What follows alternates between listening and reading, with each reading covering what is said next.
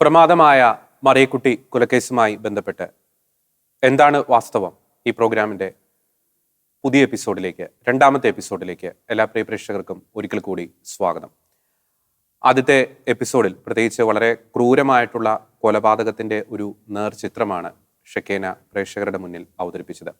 ഈ ഒരു ഘട്ടത്തിൽ പോലീസ് അന്വേഷണം ഏറ്റെടുത്തിരിക്കുന്നു. ഈ ഒരു ബോഡി മറിയക്കുട്ടിയുടേതാണെന്ന് തിരിച്ചറിഞ്ഞു കഴിഞ്ഞിരിക്കുന്നു. പോലീസ് അന്വേഷണം ആരംഭിച്ചിരിക്കുന്നു. ഈ ക്രൂരമായ ഒരു കൊലപാതകം ചെയ്തത് ഒരു വൈദികനാണ്, അല്ലെങ്കിൽ അന്വേഷണം ഫാദർ ബെനഡിക്റ്റിലേക്ക് എങ്ങനെ എത്തി? തുടർന്നുള്ള സംഭവ വികാസങ്ങളാണ് ഈ എപ്പിസോഡിൽ ഷെക്കേന എന്താണ് വാസ്തവം ചർച്ച ചെയ്യുന്നത്. എല്ലാ പ്രേക്ഷകർക്കും ഒരിക്കൽ കൂടി സ്വാഗതം. അരുൺ, ഈ ഒരു ക്രൂരമായ ഒരു കൊലപാതകം നടന്നു. അപ്പോൾ ഈ ആദ്യഘട്ടത്തിൽ ഈ പോലീസിന്റെ അന്വേഷണം ഏത് ദിശയിലായിരുന്നു? നമുക്കറിയാം, പോലീസിന് വളരെയധികം പരിമിതികളുണ്ട്. ദൃക്സാക്ഷികളില്ല, കേസുമായി ബന്ധപ്പെട്ട് യാതൊരു സൂചനകളുമില്ല. ഈ മറിയക്കുട്ടിക്ക് പ്രത്യേകിച്ച് ശത്രുക്കൾ ഉണ്ടായിരുന്നു എന്ന തരത്തിൽ യാതൊരു സൂചനയും പോലീസിന് ഇല്ല. അപ്പൊ എന്തുകൊണ്ട് ഈ കൊലപാതകം നടത്തി? മാത്രമല്ല, വളരെ പ്രധാനപ്പെട്ട ഒരു കാര്യം കൂടിയുണ്ട്. ഒരു മോഷണ ശ്രമമോ ഒന്നും അവിടെ നടന്നിട്ടില്ല. അരുൺ നേരത്തെ സൂചിപ്പിച്ചു, അവിടെ ബോഡിയുടെ തൊട്ടടുത്ത് 61 രൂപ, അക്കാലത്തിൽ വലിയൊരു എമൗണ്ട് ആണ്. ഒപ്പം മറിയക്കുട്ടിയുടെ ശരീരത്തിലെ ആഭരണങ്ങൾ അതുപോലെ തന്നെയുണ്ട്. മോതിരവും മിന്നുമാലയും മുത്തുമാലയും എല്ലാം അതുപോലെ തന്നെയുണ്ട്. അപ്പോൾ ഒരു മോഷണ ശ്രമത്തിന്റെ ഭാഗമായിട്ടല്ല ആ ഒരു കൊലപാതകം നടന്നത്. അപ്പോൾ ആ ഒരു ആസ്പെക്ട് സ്ട്രൈക്ക് ഓഫ് ചെയ്യാം പോലീസിന്. മോഷ്ടാക്കളിലേക്കുള്ള ഒരു അന്വേഷണം സ്ട്രൈക്ക് ഓഫ് ചെയ്യാം. പിന്നെ ഏത് ദിശയിലേക്കാണ് പോലീസിന്റെ അന്വേഷണം പുരോഗമിച്ചത്? നമുക്ക് സാധാരണ രീതിയിൽ ചിന്തിക്കുകയാണെങ്കിൽ ആദ്യം മറിയക്കുട്ടിയുടെ വീട്ടുകാരുമായിട്ട് എന്തായാലും പോലീസ് സംസാരിച്ച് കാണും, ഇതുമായിട്ട് ബന്ധപ്പെട്ട് എന്തെങ്കിലും സൂചനകൾ കിട്ടാൻ വേണ്ടിയിട്ട്. അതുകൂടാതെ പിന്നെ ഈ ബോഡി കിടന്നിരുന്ന പരിസരത്ത് നിന്ന് അവർക്ക് പ്രധാനപ്പെട്ട 2 തെളിവുകൾ കിട്ടുന്നുണ്ട്. ഒന്ന്, ഈ ബോഡി കിടന്നിരുന്ന ഒരു ബെഡ്ഷീറ്റാണ്. ഈ ബെഡ്ഷീറ്റിനെ ചുറ്റിപ്പറ്റി ആദ്യം അന്വേഷണം പോകുന്നുണ്ട്. അത് അവിടെ തൊട്ടടുത്ത് തന്നെയുള്ള ഒരു വീട്ടിലോട്ടാണ് ചെല്ലുന്നത്. അതിൻ്റെ പ്രത്യേകത എന്താണെന്ന് പറഞ്ഞു കഴിഞ്ഞാൽ, ഈ ബെഡ്ഷീറ്റ് ഒരു ഹോസ്റ്റലുകളിലൊക്കെ ഉപയോഗിക്കുന്ന ടൈപ്പ് അതിൻ്റെ ചെക്ക് ഡിസൈനൊക്കെ അങ്ങനത്തെ ആയിരുന്നു. അപ്പോൾ അതുകൊണ്ട് ഹോസ്റ്റലിൽ താമസിക്കുന്ന ആരുടെയെങ്കിലും ആണ് എന്ന സങ്കല്പത്തിൽ അവരെ ഈ പറഞ്ഞ വീട്ടിലെ പെൺകുട്ടി ഹോസ്റ്റലിൽ താമസിച്ചിരുന്നു.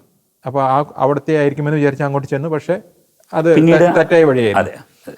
പിന്നെ ഈ ബോഡിയുടെ അടുത്ത് നിന്ന് നമുക്ക് കിട്ടിയ ഈ 61 രൂപയുടെ നോട്ടുകൾ, ആ നോട്ടുകൾ പൊതിഞ്ഞിരുന്നത് ഒരു കടലാസ് ഷീറ്റിലാണെന്ന് നമ്മൾ നേരത്തെ സൂചിപ്പിച്ചിട്ടുണ്ടായിരുന്നു. ഈ ഷീറ്റ് ഒരു കുറവിലങ്ങാട്ടെ ഒരു പ്രശസ്തമായ ഒരു കോളേജിലെ ഒരു ആൻസർ ഷീറ്റ് ആണെന്നും, ആ ആൻസർ ഷീറ്റ് അവിടെ റാന്നിയിലുള്ള ഒരു സ്റ്റുഡൻറ്റിൻ്റെ ആണെന്നും, അങ്ങനെ ആ വഴിക്കും അന്വേഷണം പോയി. പക്ഷെ ആ അന്വേഷണം അവിടെ വെച്ച് വഴിമുട്ടി നിൽക്കുകയാണ് ചെയ്തത്. അത് പിന്നീട് അതിൻ്റെ മുന്നോട്ടേക്ക് അത് പോകുന്നതായിട്ട് നമുക്ക് കാണാൻ കഴിയുന്നില്ല. പിന്നീട് നാം കാണുന്നത് മറ്റ് സാക്ഷിമൊഴികളാണ്. ഈ സാക്ഷിമൊഴികളിൽ ഭൂരിഭാഗത്തിലും ഒരു വൈദികന്റെ ഒരു നിഴലല്ലേ നമ്മൾ കാണുന്നുണ്ട്. ഈ വൈദികനിലേക്ക് ഈ അന്വേഷണം ചെന്നെത്താനുള്ള ഒരു കാരണം എന്താണെന്ന് ചോദിച്ചു കഴിഞ്ഞാൽ, റാന്നി ഭാഗത്ത് ഒരു കിംവദന്തി പരന്നിരുന്നു. അതായത് ഈ മരിച്ച സ്ത്രീയുടെ ഒരു അടുത്ത ബന്ധു ഒരു വൈദികനാണ് എന്നുള്ളതും, ആ വൈദികൻ അവിടേക്ക് വന്നിരുന്നു എന്നുള്ള രീതിയിലും ഒരു സംസാരം ഉണ്ടായിരുന്നു. അതൊരു ചായക്കട സംസാരമായി. ആ ചായക്കടയിൽ ചായ കുടിച്ചുകൊണ്ടിരുന്ന ഒരു വ്യക്തി, അദ്ദേഹം ഇത് കേട്ടപ്പോൾ പറഞ്ഞു, ഞാൻ ആ ദിവസങ്ങളിൽ ഞാനൊരു വൈദികനെ ഈ പറഞ്ഞ സംഭവസ്ഥലം അല്ലെങ്കിൽ റാന്നി ഭാഗത്തു നിന്ന് ഞാൻ തിരുവല്ലയിലേക്ക് ഒരു വൈദികനെ കൊണ്ടുവിട്ടിട്ടുണ്ടായിരുന്നു എന്ന് പറയുകയും ആ സംസാരം പോലീസിന്റെ ചെവിയിലെത്തുകയും അതിനെ തുടർന്നാണ് പോലീസിന്റെ അന്വേഷണം ഈ വഴിയിലേക്ക് തിരിയുകയും ചെയ്യുന്നത്. ഒപ്പം ആ കാലഘട്ടത്തിലെ ചില പത്രങ്ങളിലൊക്കെ ചില ഗൂഢ ലക്ഷ്യത്തോടു കൂടിയുള്ള ചില നിറം പിടിപ്പിച്ച ചില കഥകൾ ഈ പത്രങ്ങളിലൊക്കെ വന്നിരുന്നു. അതെ, അന്നത്തെ ഒരു പത്രമാണ് തനി നിറം, ഇപ്പോഴില്ല. കലാനിലയം കൃഷ്ണനായരുടെ ഒരു പത്രാധിപനായിരുന്ന ഒരു പത്രമാണ്. മറ്റു പത്രങ്ങളിലൊന്നും ഈ കേസുമായിട്ട് ബന്ധപ്പെട്ട് ഈ ബോഡി കണ്ടെത്തിയ ഫോട്ടോ മനോരമ പത്രത്തിൽ വന്നിരുന്നെങ്കിലും പിന്നീട് ഇതുമായിട്ട് ബന്ധപ്പെട്ട വാർത്തകളൊന്നും വന്നിരുന്നില്ല. പക്ഷെ തനിനിറം തുടർച്ചയായിട്ട് ഇതുമായിട്ട് ബന്ധപ്പെട്ട വാർത്തകൾ ഇങ്ങനെ കൊടുത്തുകൊണ്ടേയിരുന്നു. അല്ലെങ്കിൽ നമുക്ക് പറയാൻ സാധിക്കും 2-3 കാര്യങ്ങളുണ്ട്. ഒന്ന്, ഈ ഒരു അച്ഛനെ കുറിച്ച് അല്ലെങ്കിൽ ഏതെങ്കിലും ഒരു വൈദികനെ കുറിച്ച് മറിയക്കുട്ടിയുടെ വീട്ടുകാർ കൊടുത്ത ഒരു വിവരം, മറ്റൊന്ന് പത്രത്തിൽ വന്നൊരു വാർത്ത, മറ്റൊന്ന് ഈ പ്രകാരം ചായക്കടയിലുണ്ടായ സംസാരം, അല്ലേ? ഇത്രയും കാര്യങ്ങളാണ് ഒരു അച്ഛനിലേക്ക് ഈ കേസ് തിരിയാനുണ്ടായ കാരണം. നേരത്തെ അരുൺ പറഞ്ഞതുപോലെ സ്വാഭാവികമായിട്ടും ഈ ഒരു കേസ് അന്വേഷണം ആരംഭിക്കുന്ന ഒരു ഘട്ടത്തിൽ ഈ മറിയക്കുട്ടിയുടെ അമ്മ, ഒപ്പം തന്നെ മറിയക്കുട്ടിയുടെ മൂത്ത മകളോട് സ്വാഭാവികമായിട്ട് പോലീസ് ചോദിക്കാനുള്ളൊരു സാധ്യതയുണ്ട്. അപ്പോൾ അവരുടെ ചില വേർഷൻസ്, അതായത് ഈ മറിയക്കുട്ടി അവരോട് പറഞ്ഞു എന്ന് പറയപ്പെടുന്ന ചില കാര്യങ്ങളുണ്ട്. അപ്പൊ അതിനകത്ത് പറയുന്ന ഒരു കാര്യമാണ്, നേരത്തെ നാം പറഞ്ഞു, മറിയക്കുട്ടിയുടെ ഒരു ജീവിത പശ്ചാത്തലം നമ്മൾ സൂചിപ്പിക്കേണ്ടത് വളരെ ദരിദ്രമായിട്ടുള്ള ജീവിത പശ്ചാത്തലമാണ്. അപ്പോൾ ഈ അവരുടെ ജീവിതം മുന്നോട്ട് പോയിരുന്നത് പലപ്പോഴും ഈ പള്ളികൾ കേന്ദ്രീകരിച്ച് ഈ ഗോതമ്പിന്റെയും പാൽപ്പൊടിയുടെയും ഒക്കെ വിതരണം നടക്കുമായിരുന്നു. അപ്പോൾ ഈ ചക്കരക്കടവ് പള്ളിയിൽ ഈ അവർ താമസിച്ചിരുന്ന സ്ഥലത്തുനിന്ന് കുറച്ച് ദൂരെ മാറിയുള്ള ചക്കരക്കടവ് പള്ളിയിൽ ഇത്തരത്തിലുള്ള ഈ വിതരണം നടക്കുന്നുണ്ടായിരുന്നു. അപ്പോൾ 1962-64 കാലഘട്ടം നമ്മൾ പറയുമ്പോൾ ഈ ബെനഡിക്ട് അച്ഛന്റെ ശുശ്രൂഷ ജീവിതവുമായി ബന്ധപ്പെട്ട് ചില കാര്യങ്ങൾ കൂടി പറയേണ്ടിയിരിക്കുന്നു. അതായത് 1960 മുതൽ 62 വരെയുള്ള കാലഘട്ടത്തിൽ ബെനഡിക്ട് അച്ഛൻ ഈ പത്തനംതിട്ട ജില്ലയിലെ ഈ കണ്ണമ്പള്ളി എന്ന സ്ഥലത്ത്, അതായത് ഈ കൊലപാതകം നടന്ന സ്ഥലത്ത് നിന്ന് കുറച്ച് മൈലുകൾ മാറിയുള്ള സ്ഥലമാണ് ഈ കണ്ണമ്പള്ളി. ഈ കണ്ണമ്പള്ളി എന്ന സ്ഥലത്ത് വികാരിയായിട്ട് ഇരുന്നിരുന്നു. അപ്പോൾ 1962 മെയ് മാസത്തോടുകൂടി അദ്ദേഹം ഈ ചക്കരക്കടവ് പള്ളിയിലേക്ക് ട്രാൻസ്ഫർ ആയി മാറും, വികാരിയായിട്ട് ചാർജ് എടുക്കുന്നു. അപ്പോൾ 62 മുതൽ 64 വരെ അദ്ദേഹം ഈ ചങ്ങനാശ്ശേരി അതിരൂപതയിൽ തന്നെയുള്ള ചക്കരക്കടവ് പള്ളിയുടെ വികാരിയായിരുന്നു. പിന്നീട് 64 പിതാവ് അദ്ദേഹത്തെ ഈ ചങ്ങനാശ്ശേരിയിലുള്ള ഓർഫനേജിന്റെയും, അതായത് ബിഷപ്പ് ഹൗസിന് അടുത്തുള്ള ഓർഫനേജിന്റെയും പ്രസിന്റെയും മാനേജറായിട്ട് അദ്ദേഹത്തിന് ചുമതല കൊടുക്കുന്നു. അപ്പോൾ ഈ അദ്ദേഹത്തെ ആ ഓർഫനേജിലേക്ക് ട്രാൻസ്ഫർ ആകുമ്പോൾ അദ്ദേഹം താമസിച്ചിരുന്നത് ഈ ഓർഫനേജിലാണ്, ബിഷപ്പ് ഹൗസിന്റെ അടുത്തുള്ള ഓർഫനേജിലാണ്, ഓപ്പോസിറ്റ് അല്ലെ, ബിഷപ്പ് ഹൗസിന്റെ ഓപ്പോസിറ്റുള്ള ഓർഫനേജിലാണ്. ഇപ്പോൾ അതൊരു പാസ്റ്റൽ സെന്റർ ആണെന്ന് തോന്നുന്നു അല്ലെ, പാസ്റ്റൽ സെന്റർ ആണ്. ഒപ്പം അദ്ദേഹം ഭക്ഷണം കഴിച്ചിരുന്നത് ബിഷപ്പ് ഹൗസിൽ നിന്നാണ്. അപ്പം ഈ കൊലപാതകം നടക്കുന്ന സമയത്ത് അച്ഛൻ ചങ്ങനാശ്ശേരി ഈ പറഞ്ഞ സ്ഥലത്താണ്. അതായത് മറിയക്കുട്ടിയുടെ അമ്മയും ഒപ്പം തന്നെ ഈ മൂത്ത മോളും മറിയക്കുട്ടിയിൽ നിന്ന് ലഭിച്ച വിവരങ്ങളുടെ അടിസ്ഥാനത്തിൽ പറയുന്ന ഒരു കാര്യമുണ്ട്. ഈ ചക്കരക്കടവ് പള്ളിയിൽ അച്ഛനിൽ നിന്ന് ഈ പാൽപ്പൊടിയും ഗോതമ്പും മേടിക്കുവാൻ വേണ്ടിയിട്ട് അവർ മറിയക്കുട്ടി പോകുമായിരുന്നു എന്നൊരു കാര്യം പറയുന്നുണ്ട്. സ്ഥിരമായി പോകുമായിരുന്നു എന്ന് പറയുന്നുണ്ട്. അതിനുശേഷം ഈ മറിയക്കുട്ടിയുടെ ഇളയ മകൻ ഉണ്ടായതിനു ശേഷം ചങ്ങനാശ്ശേരിയിലേക്കും യാത്ര ചെയ്യാറുണ്ട് എന്ന് പറയുന്നുണ്ട്. അത് മറിയക്കുട്ടി പറഞ്ഞു എന്നാണ് പറയുന്നത്. മറിയക്കുട്ടിയുടെ വെർഷൻ അനുസരിച്ച് ഒരു അച്ഛനെയാണ് കാണാൻ പോകുന്നത്. പക്ഷെ അത് ഏത് അച്ഛനെയാണ്, എവിടേക്കാണ് പോകുന്നത് എന്നതിനെ പറ്റി ഒരു ഫസ്റ്റ് ഹാൻഡ് ഇൻഫർമേഷൻ ഈ പറയുന്ന അമ്മയ്ക്കോ അല്ലെങ്കിൽ ഈ മൂത്ത മകൾക്കോ ഇല്ല. ഈ മറിയക്കുട്ടി പറഞ്ഞു എന്ന് പറയുന്ന ഒരു വിവരം മാത്രമേ അവർക്കുള്ളൂ. മറ്റു രീതി പറയുകയാണെങ്കിൽ ഇത്തരം കഥകളാണ് ഈ അച്ഛന്മാരിലേക്ക് എത്താനുള്ള വൈദികനിലേക്ക് എത്താനുള്ള സാഹചര്യം. അപ്പം അത്തരത്തിൽ ഒരു വൈദികൻ ഈ ഒരു പിക്ചറിലേക്ക് വരികയാണ്. ഈ മറിയക്കുട്ടിയുടെ അമ്മയുടെയും ഒപ്പം തന്നെ ഈ മറിയക്കുട്ടിയുടെ മകളുടെയും മൊഴി പ്രകാരം, ഒപ്പം തന്നെ ഈ ചായക്കട പോലുള്ള ഏരിയയിൽ ഉണ്ടായ ചില ഗോസിപ്പുകൾ, സംസാരങ്ങൾ, പിന്നെ ചില മാധ്യമങ്ങൾ എഴുതിവിട്ട ചില കഥകളുടെ അടിസ്ഥാനത്തിൽ ഒരു വൈദികൻ. അപ്പോൾ ഈ ഒരു ഘട്ടത്തിൽ നമ്മൾ നേരത്തെ ചർച്ച ചെയ്തു, കേരളത്തിലെ ഒരു രാഷ്ട്രീയ സാമൂഹിക സാഹചര്യം നമുക്കറിയാം.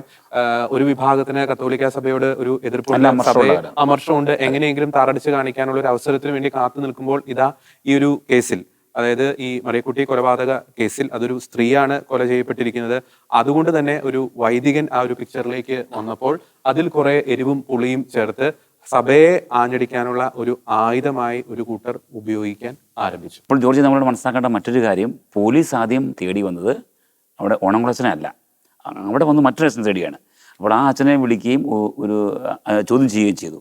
അതിനുശേഷം ഓണംകുളം അച്ഛനെ കസ്റ്റഡി എടുത്തതിന് ശേഷമാണ് പോലീസ് ആ വൈദികനെ വിടുന്നത്. അപ്പോൾ അങ്ങനെ സംഭവിച്ചത് അവിടെ. അതെ, ആ അച്ഛനെ ചോദ്യം ചെയ്യാനുള്ള ഒരു കാരണം പറയുകയാണെങ്കിൽ ചക്രക്കടവുമായിട്ട് ബന്ധപ്പെട്ടായിരുന്നല്ലോ ഈ പറഞ്ഞ അന്വേഷണങ്ങളെല്ലാം എത്തിപ്പെട്ടത്. അപ്പോൾ ചക്രക്കടവിലെ ഒരു അച്ഛൻ എന്ന നിലയിൽ ബെനഡിക്ട് അച്ഛന് തൊട്ട് മുമ്പ് ഈ അച്ഛനായിരുന്നു അവിടുത്തെ വികാരിയായിരുന്നത്. അതുകൊണ്ടായിരിക്കും ചിലപ്പോൾ ചോദ്യം ചെയ്യാൻ അറിയത്തില്ല, ആ സാഹചര്യമായിരിക്കും. ഇനി നമുക്ക് ഈ പോലീസ് ബെനഡിക്ട് അച്ഛനെതിരെ മെനഞ്ഞെടുത്ത ഒരു കഥ, അതായത് ഒരു കേസ് ഇപ്രകാരമായിരുന്നു. അപ്പോൾ ഈ ചക്രക്കടവ് പള്ളിയിൽ ഈ മറിയക്കുട്ടി ഈ പാലും ഒപ്പം തന്നെ ഗോതമ്പ് പൊടിയും മേടിക്കാൻ പോകുന്നു. അച്ഛനായിരുന്നു അതിന്റെ ചാർജ്. അപ്പൊ അത്തരത്തിൽ പല ദിവസങ്ങളിൽ മറിയക്കുട്ടി ഇത് മേടിക്കാൻ പോകുന്നു. അപ്പോൾ അത്തരത്തിലുള്ള കൂടിക്കാഴ്ചകളിൽ ഇവർ തമ്മിലുള്ള ഒരു ബന്ധം, പോലീസിന്റെ വെർഷനാണ്, ബന്ധം വർദ്ധിക്കുന്നു, ഇവർ തമ്മിൽ അടുക്കുന്നു, ആ ഒരു അവിഹിത ബന്ധത്തിലേക്ക്, ശാരീരിക ബന്ധത്തിലേക്ക്. പോലീസ് അങ്ങനെ അവർ തമ്മിൽ ഒരു അവിഹിത ബന്ധമുണ്ടെന്ന് സ്ഥാപിക്കാനായിട്ട് ശ്രമിക്കുന്നു. അപ്പം അത്തരത്തില് അവിഹിത ബന്ധം വരുന്നു. അപ്പം മറിയക്കുട്ടിയുടെ ഏറ്റവും ഇളയ മകന്റെ ഗർഭത്തിന് ഉത്തരവാദി അച്ഛനാണ് എന്ന് വരുത്തി തീർക്കുന്നു. തുടർന്ന് 1964 ഈ ബെനഡിക്ട് അച്ഛൻ ചങ്ങനാശ്ശേരി ബിഷപ്പ് ഹൗസിലേക്ക് അതിന്റെ ഓർഫനേജിന്റെയും ഒപ്പം തന്നെ പ്രസിഡന്റ് മാനേജറായിട്ട് സ്ഥലം മാറിപ്പോകുന്നു. അവിടെയും ഈ കുട്ടിയുടെ ജനനത്തിന് ശേഷം 1964 ജൂൺ മാസത്തിൽ ഈ ഇളയ മകൻ ഉണ്ടാകുന്നു. കുട്ടിയുടെ ജനനത്തിന് ശേഷം കുട്ടിയെ കൂട്ടിക്കൊണ്ട് ഈ ബെനഡിക്ട് അച്ഛന്റെ അടുത്ത് പല തവണ എത്തുന്നു.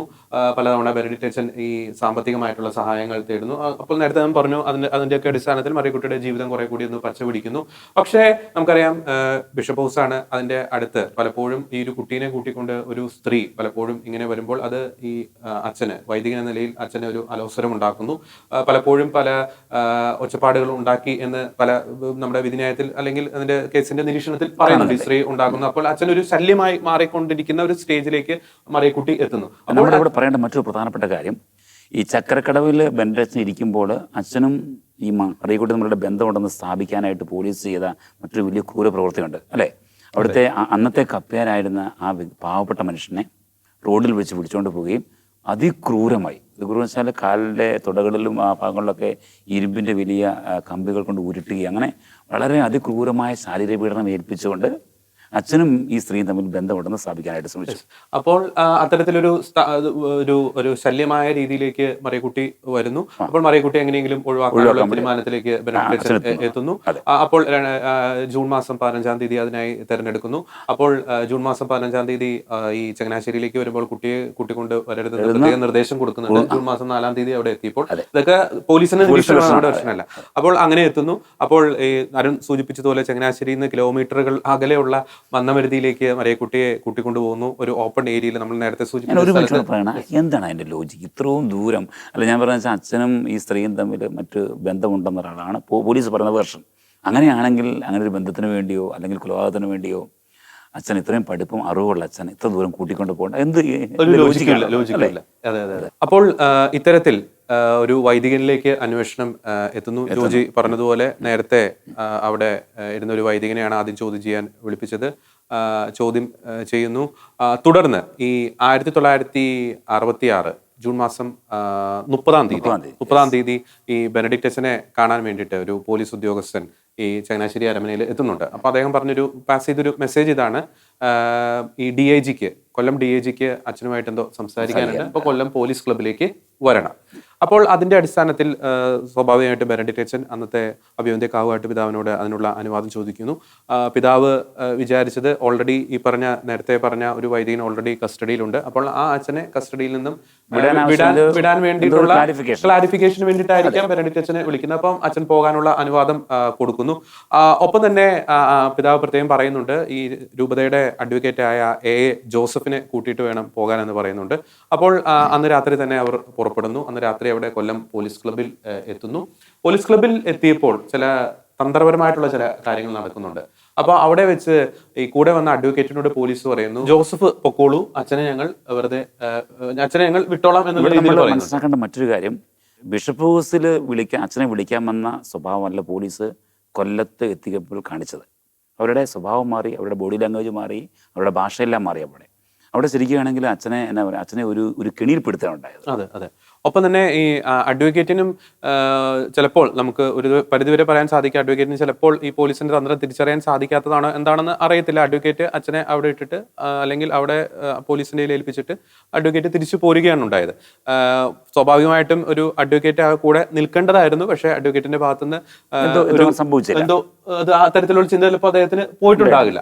അപ്പോൾ പിറ്റേ ദിവസം ഈ പത്രങ്ങളിൽ വാർത്ത വരികയാണ്, ഫാദർ ബെനഡിക്റ്റിനെ അറസ്റ്റ് ചെയ്തു എന്ന രീതിയിലുള്ള വാർത്ത. അപ്പോൾ ഓൾറെഡി കസ്റ്റഡിയിലായിരുന്ന വൈദികനെ വിട്ടയക്കുകയുണ്ടായി, പക്ഷെ ബെനഡിക്റ്റ് അച്ഛനെ അറസ്റ്റ് ചെയ്തു എന്നുള്ളൊരു വാർത്ത വരികയാണ്. അപ്പോൾ അച്ഛനായി ഈ വാർത്ത അറിയുന്നില്ല, പക്ഷെ പത്രമാധ്യമങ്ങളിലൊക്കെ അത് വരുന്നുണ്ട്. സഭ മുഴുവൻ ഞെട്ടുന്ന ഒരു അവസ്ഥ. പിന്നീട് അച്ഛനെ ഈ കൊല്ലത്തെ പോലീസ് ലോക്കപ്പിലേക്ക് മാറ്റുന്ന ഒരു അവസ്ഥയിലാണ് അച്ഛനും ഇതിന്റെ ഒരു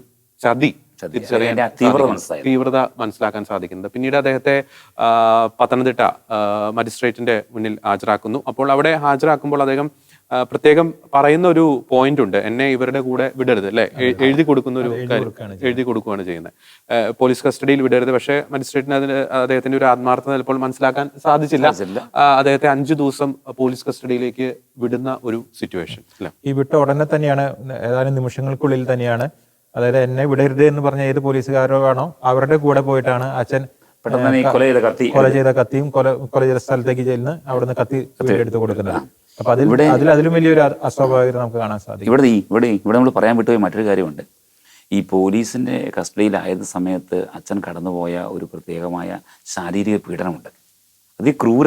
അതിക്രൂരമായ ശാരീരിക മാനസിക പീഡനത്തിലൂടെ അച്ഛൻ കടന്നുപോയി. അതിനെക്കുറിച്ച് അറിയാൻ കഴിഞ്ഞത് അച്ഛന്റെ അന്നത്തെ പ്രശസ്തനായ ആ പോലീസ് ഉദ്യോഗസ്ഥൻ അച്ഛൻ്റെ മുടികൾ പറിച്ചെടുത്തു എന്നുള്ളത് നമുക്ക് അറിവ് കിട്ടിയിട്ടുണ്ട്. അതുപോലെ തന്നെ നഖങ്ങൾ പറിച്ചെടുത്തു എന്ന് നമുക്ക് മനസ്സിലാക്കാൻ കഴിഞ്ഞു. പിന്നെ അതുപോലെ തന്നെ അച്ഛൻ കിടന്നിരുന്ന സ്ഥലത്തെക്കുറിച്ചിട്ടും വളരെ നമ്മളെ വേദനിപ്പിക്കുന്ന ചില വാക്കുകൾ നമുക്ക് കേൾക്കാൻ സാധിച്ചു. കൂടാതെ ഒരു പോലീസ് ഉദ്യോഗസ്ഥൻ അച്ഛൻ്റെ ചെവിക്കല്ല് അടിച്ചു പൊട്ടിച്ചു എന്നും നമ്മൾ അറിയാൻ സാധിച്ചു. എന്ന് പറഞ്ഞു കഴിഞ്ഞാൽ അച്ഛനെ പല പോലീസുകാരും ക്രൂരമായിട്ട് മർദ്ദിച്ചു. അതിൽ തന്നെ പലരും കത്തോലിക്കരായിരുന്നു എന്നത് അച്ഛനെ അതിലേറെ വേദനിപ്പിച്ചു. അപ്പോൾ അതിന്റെയൊക്കെ ഒരു അടിസ്ഥാനത്തിലായിരിക്കാം ഈ അച്ഛന്റെ ഒരു കുറ്റസമ്മത മൊഴി വലിയ തെളിവായിട്ട് പോലീസ് കോടതിയിൽ ഹാജരാക്കുന്നുണ്ട്. അപ്പോൾ വളരെ ക്രൂരമായിട്ടുള്ള പീഡനങ്ങളിലൂടെ അച്ഛൻ കടന്നുപോയി എന്നുള്ളത് ഒരു യാഥാർത്ഥ്യം തന്നെയാണ്. പിന്നീട് ഈ പത്തനംതിട്ട മജിസ്ട്രേറ്റ് കോടതിയിൽ അതിന്റെ ഒരു ചാർജ് ഷീറ്റ് സമർപ്പിക്കുന്നു. അടൂര് സബ് ഡിവിഷൻ മജിസ്ട്രേറ്റ് കോടതി അതുമായി ബന്ധപ്പെട്ട നടപടികൾ ആരംഭിക്കുന്നു. പിന്നീട് കൊല്ലം സെഷൻസ് കോടതിയിലാണ് ഇതിന്റെ വിചാരണ ആരംഭിക്കുന്നത്.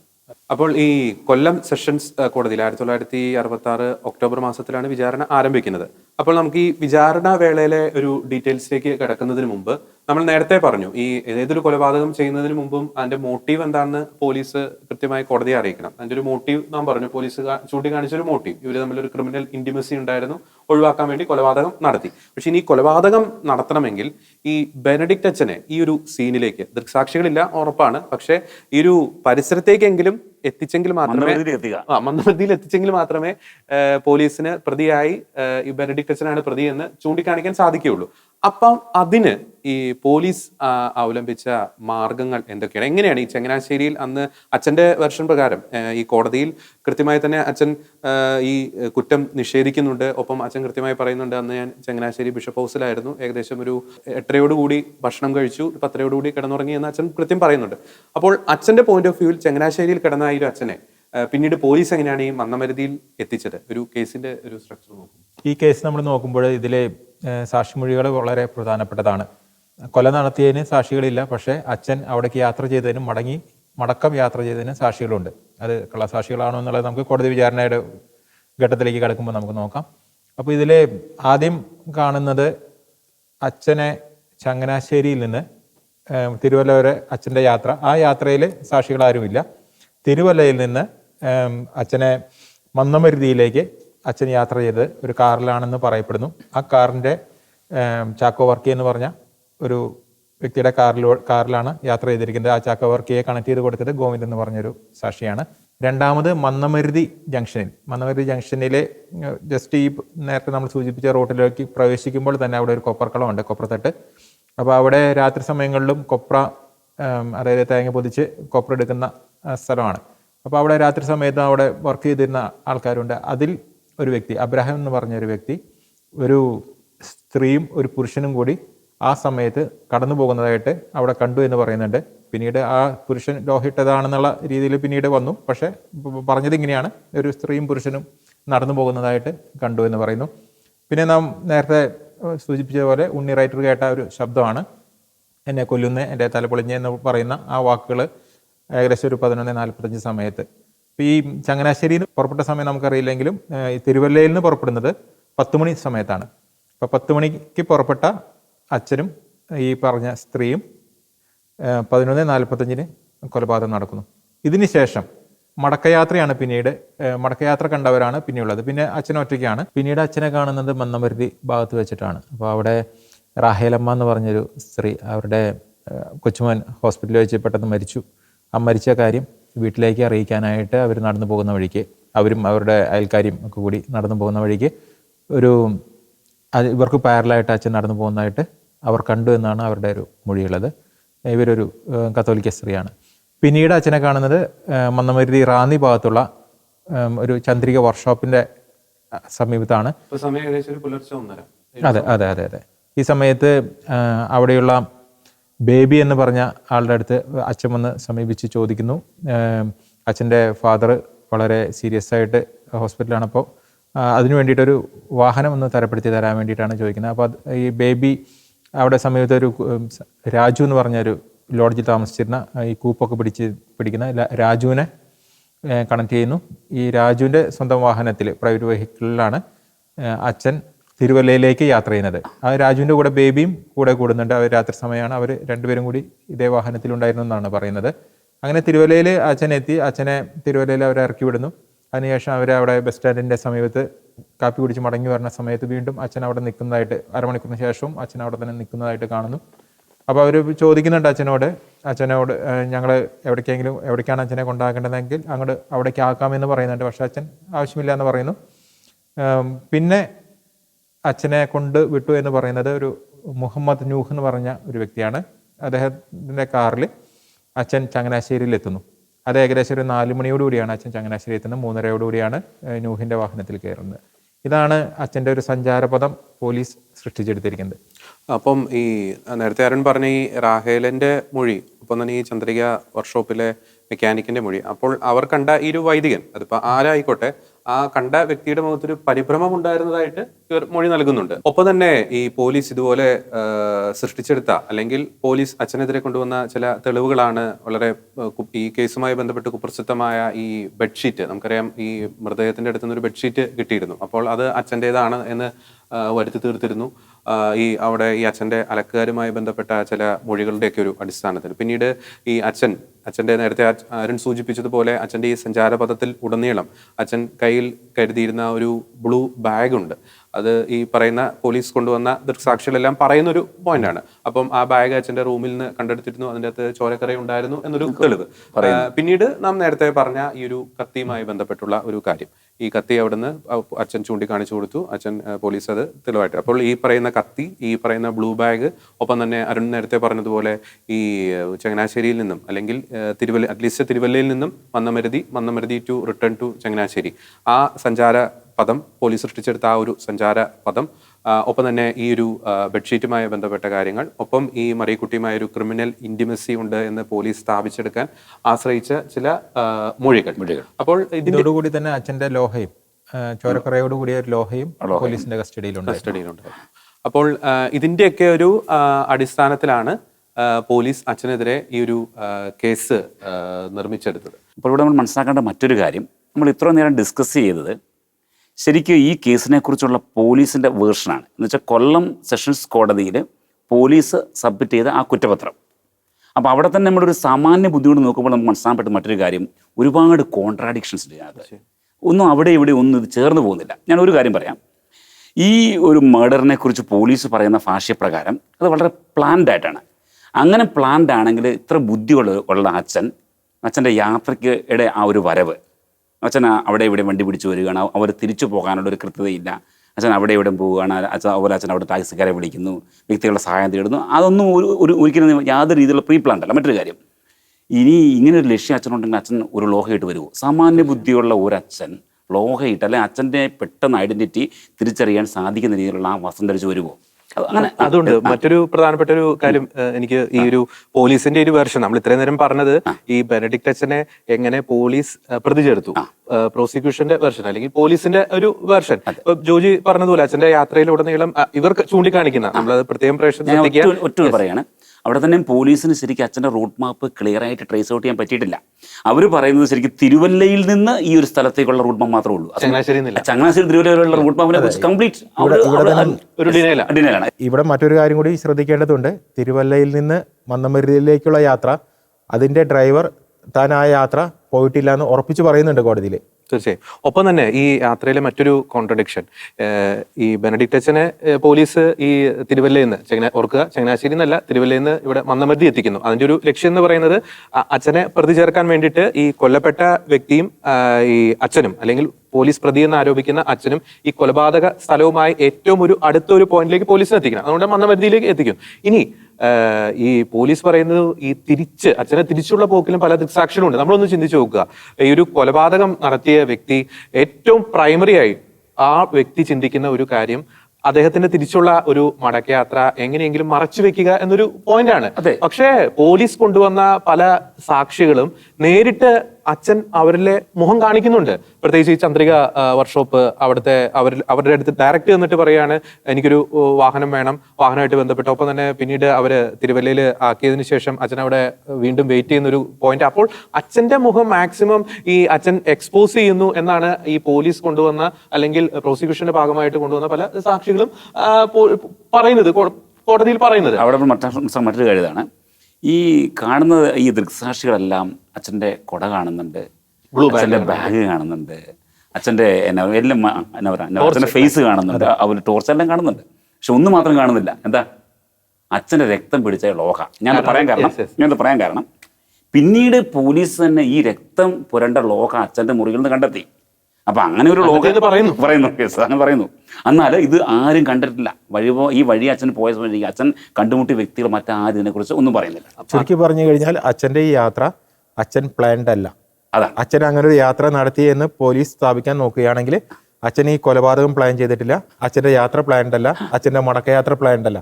അങ്ങനെ ഒരു കേസ് വരുന്നില്ല. കാരണം ഒരു കൊലപാതകം പ്ലാൻ ചെയ്ത ഒരു വ്യക്തിയാണെങ്കിൽ അദ്ദേഹത്തിന്റെ യാത്ര, കൊലപാതകം നടത്തിയതിനു ശേഷമുള്ള തെളിവുകൾ, മടക്കയാത്ര, ഇതെല്ലാം മറച്ചു വെക്കാനായിട്ട് ശ്രമിക്കും. ഇങ്ങനെ ഒരു മറച്ചു വെക്കൽ ഇവിടെ ഉണ്ടായിട്ടില്ല എന്ന് പറഞ്ഞാൽ അച്ഛൻ അങ്ങനെ ഒരു യാത്ര നടത്തിയിട്ടുണ്ടോ എന്നുള്ളത്, ഈ സാക്ഷികളെല്ലാം കള്ളസാക്ഷികളായിരുന്നോ എന്നുള്ളത് നമുക്ക് നിസ്സംശയം. ഒപ്പം തന്നെ ഈ അദ്ദേഹത്തെ വധശിക്ഷയ്ക്ക് വിധിച്ച വകുപ്പുകളുണ്ട്. അതിൽ ഈ തട്ടിക്കൊണ്ടുപോകൽ എന്നൊരു വകുപ്പ് കൂടി പറഞ്ഞിട്ടുണ്ട്. ഇപ്പം അരുൺ പറഞ്ഞു, ഈ തട്ടിക്കൊണ്ടുപോകലിന് ഒരു കൃത്യമായിട്ടൊരു പ്ലാനിങ് ഉണ്ട്. ഈ കൃത്യമായിട്ട് ഒരു വ്യക്തിനെ തട്ടിക്കൊണ്ട് പോയെങ്കിൽ, അല്ലെങ്കിൽ കൊലപാതകം ചെയ്യാൻ വേണ്ടി എന്ന ലക്ഷ്യത്തോടെ തട്ടിക്കൊണ്ട് പോയെങ്കിൽ ഒരു പ്ലാൻഡ് ആയിട്ടുള്ള ഒന്നും ഈ സാക്ഷികളുടെ മൊഴികളിൽ നമുക്ക് ലഭിക്കുന്നില്ല. അച്ഛൻ പ്ലാൻ ചെയ്തു എന്ന് പറയുന്ന ഒരു കാര്യം നമുക്ക് ലഭിക്കുന്നില്ല. മാത്രമല്ല, ഇവർ ഈ മന്നമരുതിയിൽ നിന്ന് അച്ഛൻ തിരിച്ചു പോയി എന്ന് പറയുന്ന സാക്ഷികൾ, അവർ അച്ഛന്റെ മുഖത്ത് പരിഭ്രമം പോലും കാണുന്നുണ്ട്. ഓർക്കുക, ഇരുട്ടാണ്.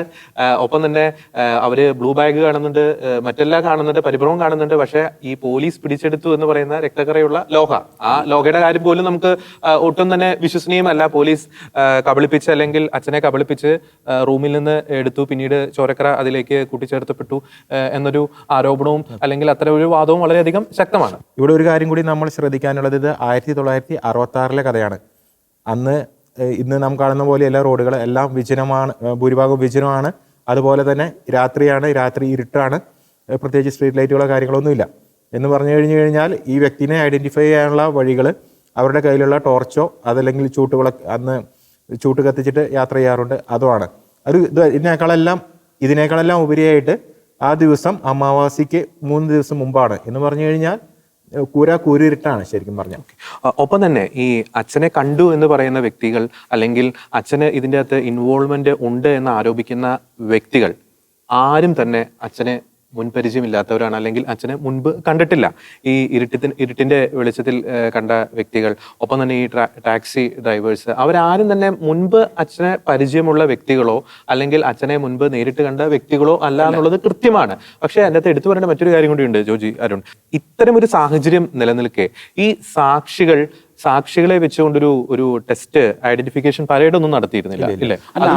അത് മനസ്സിലാക്കേണ്ട കാര്യം, ഈ പ്രതി, ഈ അച്ഛനാണ് പ്രതി എന്ന് ഇങ്ങനെ പോലീസ് പറയുന്നത് ശരിയാണെങ്കിൽ, പോലീസ് ഈ കേസ് നിസ്സംശയം തെളിയിക്കുന്നതിൻ്റെ ഭാഗമായിട്ട് അന്നത്തെ സംവിധാനങ്ങൾ ഉപയോഗിച്ചൊരു ഐഡന്റിഫിക്കേഷൻ പരേഡ് മസ്റ്റായിട്ട് നടത്തേണ്ടതായിരുന്നു. പക്ഷെ അത് നടന്നിട്ടേ ഇല്ല, നമ്മൾ കാണുന്നില്ല.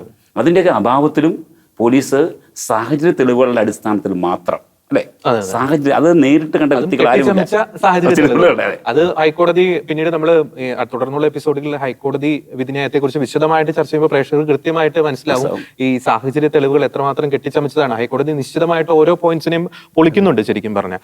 മറ്റൊരു കാര്യം കൂടിയുണ്ട് ജോജി, ഈ കൊലപാതകത്തിന്റെ ഒരു മോട്ടീവ് നമ്മൾ തുടക്കം മുതലേ പറയുന്നു. അപ്പം പോലീസിനൊരു മോട്ടീവ് സൃഷ്ടിച്ചെടുക്കാൻ പോലീസ് ഉപയോഗിച്ചതാണ് ഈ മറിയക്കുട്ടിയും അച്ഛനും തമ്മിലൊരു ബന്ധം സ്ഥാപിച്ചെടുക്കുക പോലീസിന്റെ ഒരു ലക്ഷ്യമായിരുന്നു. അതിന് പ്രധാനമായിട്ടും അവർ അവലംബിച്ച ഒരു മൊഴി എന്ന് പറയുന്നത് ഈ പറയുന്ന മറിയക്കുട്ടിയുടെ അമ്മയുടെയും ഒപ്പം തന്നെ ഈ മൂത്ത മകളുടെയും മൊഴിയാണ്. ജോർജി, ഇവിടെ മനസ്സിലാക്കേണ്ട മറ്റൊരു കാര്യം ഇതാണ്, PW2 and PW3 ഇവർ രണ്ടുപേരും അച്ഛൻ നേരിട്ട് കണ്ടിട്ടില്ല. മനസ്സിലാക്കണം, അച്ഛൻ നേരിട്ട് കണ്ടിട്ടില്ല. ഇവരുടെ പറച്ചിലിന്റെ അല്ലെങ്കിൽ ഇവരുടെ ഈ മൊഴിയുടെ ആധാരം എന്ന് പറയുന്നത് എന്താണ്? അത് മറിയക്കുട്ടി ഇവരോട് പറഞ്ഞു എന്ന് അവര് പറയുന്നു. അപ്പൊ അതിന്റെ അടിസ്ഥാനത്തിലാണ് പോലീസ് അച്ഛനാണ് ഈ കൃത്യം ചെയ്യുന്നുള്ള ആ ഒരു എത്തിയിട്ടുള്ളത്. നമ്മൾ ഈ ഡിസ്കസ് ചെയ്ത പോയിന്റ് നമുക്ക് ലോജിക്കലി നമുക്ക് ചിന്തിക്കുമ്പോൾ തോന്നുന്ന ഡിസ്കഷൻ ഒരു പോയിന്റ് ആണ്. മറ്റൊരു ആസ്പെക്ട് കൂടി അതിന്റെ അകത്തുണ്ട്. ഈ ഇന്ത്യൻ തെളിവ് നിയമ പ്രകാരം ഇത്തരത്തിലുള്ള ഒരു മൊഴി ഒരിക്കലും ഒരു പ്രതി എന്ന് ആരോപിക്കപ്പെടുന്ന ഒരു വ്യക്തിക്കെതിരെ തെളിവായിട്ട് ഒരിക്കലും സ്വീകരിക്കാൻ പാടില്ല. അത് ഹൈക്കോടതിയുടെ വിധിന്യായത്തിൽ കൃത്യമായി പറയുന്നുണ്ട്. നമ്മൾ അതിലേക്ക് കിടക്കുമ്പോൾ ആ തെളിവ് നിയമത്തിന്റെ ആ ഒരു സെക്ഷൻസിന്റെ കൃത്യമായിട്ട് തന്നെ നമുക്ക് പറയാൻ പറ്റും. കാരണം മരിച്ച ഒരു വ്യക്തി, കാരണം ഇനി ആ വ്യക്തി അത് പറഞ്ഞില്ല എന്നുള്ളത് നമുക്ക് എവിഡന്റ് അല്ല, അത് നമുക്ക് അത് തെളിയിച്ചെടുക്കാൻ സാധിക്കുകയില്ല. കാരണം ആ വ്യക്തി ഓൾറെഡി മരിച്ചു കഴിഞ്ഞു. അപ്പൊ അതുകൊണ്ട് മാത്രമല്ല ഈ പറയുന്ന രണ്ടുപേർക്കും ഈ അച്ഛന്റെ ഈ ഒരു മറിയക്കുട്ടിയുമായി ബന്ധത്തെക്കുറിച്ച് ഒരു ഡയറക്റ്റ് ഒരു നോളജോ ഒരു പേഴ്സണൽ നോളജോ ഇല്ല. ആകപ്പാടെ ഇവർ അവലംബിക്കുന്നത് അല്ലെങ്കിൽ ഇവർ വ്യക്തമാക്കുന്നത് അല്ലെങ്കിൽ ഇവർ അവകാശപ്പെടുന്നത് ഈ മറിയക്കുട്ടി പറഞ്ഞു എന്നതിന്റെ അടിസ്ഥാനത്തിലാണ്. അതുകൊണ്ട് ഒരിക്കലും നമ്മൾ ടെക്നിക്കലി നോക്കുമ്പോൾ ലോജിക്കലി നോക്കുമ്പോൾ ഒരു തരത്തിലും അച്ഛനിലേക്ക് അത് പോയിന്റ് ഔട്ട് ചെയ്യുന്നില്ല. ഇവിടെ ജോജി പറഞ്ഞതുപോലെ തന്നെ ആദ്യമേ തന്നെ 50 കിലോമീറ്ററോളം യാത്ര ചെയ്ത് മറിയക്കുട്ടിയും അച്ഛനും ഈ സംഭവ സ്ഥലത്തേക്ക് എത്തുന്നു എന്നാണല്ലോ പോലീസ് ഭാഷ്യം വരുന്നത്. ഒരു കാര്യം നമ്മളിവിടെ ശ്രദ്ധിക്കാനുള്ളത്, മറിയക്കുട്ടി 50 കിലോമീറ്റർ യാത്ര ചെയ്യുമ്പോൾ മറിയക്കുട്ടിക്ക് ഉണ്ടാകില്ലേ മടക്കം എങ്ങനെയായിരിക്കണം, മടക്കം ഏത് രീതിയിലായിരിക്കും യാത്ര ചെയ്യുന്നത്. അച്ഛനും അങ്ങനെ ഒരു ബോധമില്ല, മറിയക്കുട്ടിക്കും അങ്ങനെ ഒരു ചിന്തയില്ലാത്ത അവസ്ഥയിലാണ് ഇവരെല്ലാവരും വരുന്നത്. 2, ഇവർ പലപ്പോഴും സംഗമിച്ചിരുന്നതും അതിൻ്റെ ഫലമായിട്ടാണ് കൊച്ചുണ്ടായിട്ടുള്ളതെന്നും പറയുന്നു. എങ്കിൽ അവർക്ക് ഇത്തരമൊരു സ്ഥലത്തേക്കാണോ അവർ സംഗമിക്കാനായിട്ട് യാത്ര ചെയ്യുക എന്നുള്ളത്, അതും ഇത്തരമൊരു സാഹചര്യത്തിലാണോ യാത്ര ചെയ്യുക എന്നുള്ളത് ഒരു കാര്യം, ന്യായമായ സംശയമാണ്. അതെ. ഇനി അവർ ഈ പറഞ്ഞ സ്ഥലത്തെത്തി എന്ന് വിചാരിക്കുക. പോലീസ് ഭാഷ പ്രകാരം ഈ സ്ഥലത്ത് ഈ ബോഡി കെടുന്ന അവസ്ഥ കണ്ടിട്ടാണ് പോലീസ് കഥകൾ മെനഞ്ഞിട്ടുള്ളത്. അപ്പോൾ ഒരു ബെഡ്ഷീറ്റിലാണ് ബോഡി കിടക്കുന്നത്. ഒരു ബെഡ്ഷീറ്റിൽ ബോഡി കിടക്കുന്നു എന്നുള്ളത് കൊണ്ടാണ് പോലീസ് പറയുന്നത് ഇവിടെ ഒരു ശാരീരിക ബന്ധത്തിനുള്ള ഒരു സാഹചര്യം ഒരുക്കിയതിന് ശേഷമാണ് അച്ഛൻ അല്ലെങ്കിൽ കുറ്റം ആരോപിക്കുന്ന വ്യക്തി കൊലപാതകം നടത്തിയെന്ന്. നമുക്ക് അങ്ങനെ ഒന്ന് ചിന്തിക്കുകയാണെങ്കിൽ, അങ്ങനെ ഒരു രീതിയിൽ കൂടെ തന്നെ നമ്മൾ പോവുകയാണെങ്കിൽ, അവിടെ വെച്ച് അച്ഛൻ ആക്രമിക്കുകയാണെങ്കിൽ ഈ ബോഡി അല്ലെങ്കിൽ ഈ വ്യക്തി പ്രതികരിക്കില്ലേ? തീർച്ചയായും ഈ വ്യക്തി പ്രതികരിക്കുമ്പോൾ തീർച്ചയായിട്ടും ആ വ്യക്തിയുടെ പുറത്തോ മറ്റ് ശരീരഭാഗങ്ങളിലോ മുറിവുകളോ അല്ലെങ്കിൽ ഒരച്ചിലോ ഉണ്ടാകാനുള്ള സാധ്യതയുണ്ട്. അതോടൊപ്പം തന്നെ ഈ വ്യക്തി ഈ ബെഡ്ഷീറ്റിൽ നിന്ന് മാറിപ്പോകാനുള്ള സാധ്യതയും കിടക്കുന്നുണ്ട്. ഒരിക്കലും ബെഡ്ഷീറ്റിലായിരിക്കില്ല, ബെഡ്ഷീറ്റിൽ ഇതുപോലെ മലർന്നു കിടക്കുന്ന നിലയിലായിരിക്കില്ല ഈ ശരീരം കണ്ടെത്തുക. അത് വളരെ പ്രധാനപ്പെട്ടതാണ്. 2, മറിയക്കുട്ടിയെ എങ്ങനെയാണ് കൊല ചെയ്തിരിക്കുന്നതെന്ന് പോലീസ് പറയുന്നുണ്ട്. അതായത് ആദ്യം ഇടത്തെ മുഖത്ത് ശക്തമായൊരു അടി കൊണ്ടിട്ടുണ്ട്. ആ അടിയിൽ മറിയക്കുട്ടി ബോധം കെടുമെന്നാണ് ഈ കൊല നടത്താൻ ഉദ്ദേശിച്ച ആൾ പ്രതീക്ഷിച്ചത്. പക്ഷെ മറിയക്കുട്ടിക്ക് ബോധം കെട്ടില്ല. അതിന്റെ തുടർച്ചയായിട്ടാണ് മറിയക്കുട്ടിയുടെ കഴുത്ത് മുറിക്കുന്നതെന്നാണ് പറയുന്നത്. കഴുത്ത് ഏകദേശം വളർന്ന് വേർപ്പെടാറായ അവസ്ഥയിലായിരുന്നു മറിയക്കുട്ടിയുടെ ശരീരം കിടന്നിരുന്നത്. അപ്പൊ ഇങ്ങനെ ഒരു അവസ്ഥയിൽ കിടക്കുന്ന ശരീരം, പക്ഷെ പോസ്റ്റ്മോർട്ടം റിപ്പോർട്ടിൽ പറയുന്നത് വയറ്റത്തും നെഞ്ചത്തും ഏറ്റ കുത്തുകളാണ്, മുറിവുകളാണ് മറിയക്കുട്ടിയുടെ മരണത്തിലേക്ക് നയിച്ചതെന്നാണ് പറയുന്നത്. നമുക്കറിയാം പോസ്റ്റ്മോർട്ടം ചെയ്ത പോലീസ് സർജൻ അല്ല, അവിടുത്തെ സ്ഥലത്തെ അതെ ഒരു ഡോക്ടറാണ്. അദ്ദേഹത്തിന് ഈ വിഷയത്തിൽ കാര്യമായ പ്രാവീണ്യമില്ല എന്ന് പിന്നീട് നമുക്ക് കോടതിയിൽ വെച്ച് അദ്ദേഹത്തെ വിസ്താരം ചെയ്തപ്പോൾ തിരിച്ചറിയാൻ കഴിഞ്ഞതുമാണ്.